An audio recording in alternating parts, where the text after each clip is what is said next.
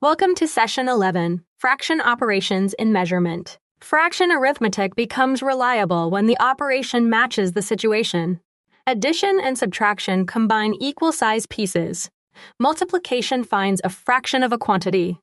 Division asks how many groups fit. Throughout the lesson, estimate the size and keep the measurement unit attached. Addition and subtraction require equal-sized parts, so they need a common denominator. Multiplication does not need a common denominator. It finds part of a quantity. Division by a fraction counts how many fractional groups fit.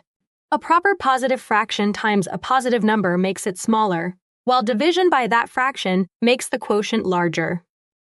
Add 2 1/4 feet to 1 5/8 feet. Rename 1/4 as 2/8. Now the parts are equal-sized. Add the whole numbers and then the eighths. 2 2/8 plus 1 5/8 equals 3 7/8 feet. Keep the common denominator because it names the piece size. Find 3/4 of 2 2/3 liters. Convert the mixed number to 8/3. Multiply 3/4 by 8/3. Cross-cancel the 3's and divide 8 by 4 to get 2. The result is 2 liters. It is smaller than 2 2/3, as the estimate predicted. How many 3/8 meter pieces fit in 3 meters? Divide 3 by 3/8. Keep the dividend 3 and multiply by the reciprocal of the divisor 8/3.